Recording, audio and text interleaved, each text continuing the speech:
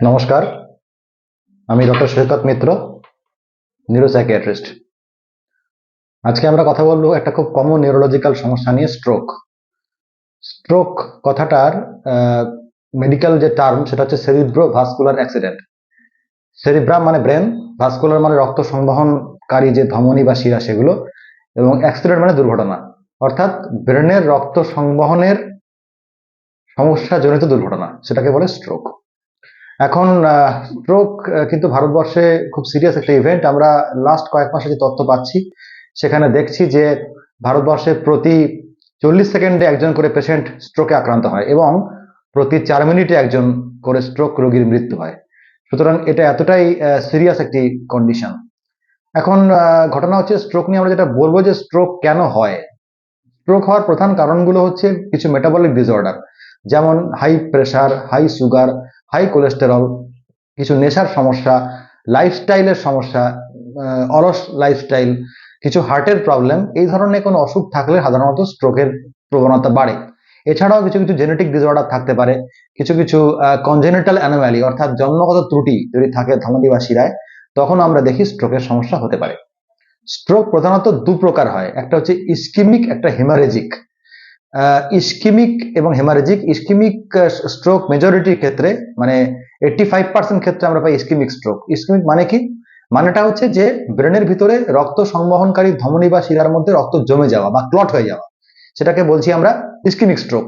আর haemorrhagic stroke হচ্ছে বাকি 15% ক্ষেত্রে, যেখানে ব্রেনের ভিতরে রক্ত সংবহনকারী ধমনীগুলো রাপচার হয়ে যায় বা ফেটে যায়, ফেটে গিয়ে ব্রেনের মধ্যে রক্তক্ষরণ হয়, সেটাকে বলে হেমারেজিক স্ট্রোক। এই দুটোই কিন্তু স্ট্রোকের দুটো প্রধান প্রকারভেদ। স্ট্রোকের সিমটমস কি কি আছে? আমরা যেটা কমনলি বলি সেটা হচ্ছে প্যারালিসিস হওয়া, বা একটা দিক হাত এবং পা পড়ে যাওয়া বা অবশ হয়ে যাওয়া, সেটা। এছাড়াও কিন্তু স্ট্রোকে আরো কতগুলো সিমটম হয়, যেমন ফেসিয়াল ডেভিয়েশন বা মুখ একটা দিকে বেঁকে যাওয়া, সেখান থেকে লালা পড়া, স্পিচ অর্থাৎ কথা বলা, কথাটা জড়িয়ে যাওয়া, কথা ঠিকমতো বলতে না পারা বা কাউকে বোঝাতে না পারা, ইউরিনের সমস্যা বা ইউরিন ধরে রাখতে না পারা, ব্যালেন্সের সমস্যা, শরীর টলা, মাথা ঘোরা, মাথা যন্ত্রণা, এই ধরনের সমস্যাগুলো হতে পারে। যদি পেশেন্ট কোনো ক্রনিক মেডিকেল প্রবলেমের মধ্যে ভোগে এবং যদি তার এই সমস্যাগুলো দেখা যায়, তাহলে সেক্ষেত্রে পেশেন্টকে বিন্দুমাত্র অপেক্ষা না করে নিয়ে যেতে হবে হসপিটালে। মনে রাখতে হবে হসপিটালে, কেননা ইমার্জেন্সি ট্রিটমেন্ট স্ট্রোকে খুব জরুরি। প্রথমেই কিন্তু কোনো আউটডোরে বা ডক্টর চেম্বারে নিয়ে গিয়ে লাভ নেই। ইমার্জেন্সি ট্রিটমেন্ট শুরু করতে হবে হসপিটালে নিয়ে গিয়ে। সেখানে কয়েকদিন পেশেন্ট ভর্তি থাকবে, তার CT scan, MRI, ECG, echo, আরো ব্লাড টেস্ট ইত্যাদি অনেক কিছু হবে, হয়ে পেশেন্টের ডায়াগনোসিস হবে, হয়ে চিকিৎসা হবে 5-7 দিন। তারপরে বাকি চিকিৎসাটা কিন্তু ডক্টরের আউটডোরে অথবা চেম্বারে হতে পারে। সে চিকিৎসা ওষুধের দ্বারা প্রধানত, এবং তার সাথে ফিজিওথেরাপি বা ব্যায়াম। ব্যায়াম করাটা খুব জরুরি, কেননা পেশেন্টের যে মাসল পাওয়ার উইকনেস হয়, তার জন্য অবশ্যই ব্যায়াম কয়েক মাস টানা করতে হয়, তবেই কিন্তু পেশেন্ট নিজের পায়ে দাঁড়াতে পারে এবং হাঁটাচলা শুরু করতে পারে। আর স্ট্রোকের আমরা বলবো প্রিভেনশন নিয়ে বা প্রতিরোধ নিয়ে।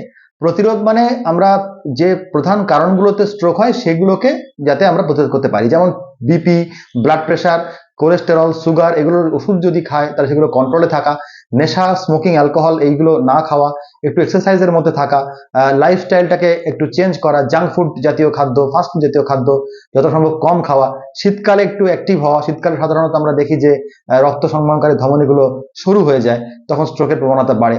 তো সেইগুলো করা যাতে করে হয়, এবং অবশ্যই এই ধরনের সিমটমস গুলো হলে, যেগুলো আমি বললাম, যদি সমস্যাগুলো যদি তার কিছু কিছু সিমটম দেখা যায়, তখন অবশ্যই ডক্টরের কাছে গিয়ে পরামর্শ নেওয়া। তো এই মোটামুটি স্ট্রোক সম্পর্কে আমি বললাম, স্ট্রোকের প্রকারভেদ, স্ট্রোকের চিকিৎসা, স্ট্রোকের প্রিভেনশন বা প্রতিরোধ, এগুলোই বললাম। স্ট্রোক কিন্তু অত্যন্ত সিরিয়াস একটি নিউরোলজিক্যাল সমস্যা। আমাদের সঠিক চিকিৎসা জরুরি এবং পেশেন্ট প্রত্যেকের সচেতন হওয়া জরুরি, যাতে করে আমরা ভবিষ্যতে এই মারণ রোগটিকে সঠিকভাবে আমরা প্রতিহত করতে পারি। আজ এই পর্যন্তই। পরে কোনো ভিডিওতে দেখা হবে অন্য কোনো অসুখের সমস্যা নিয়ে। নমস্কার।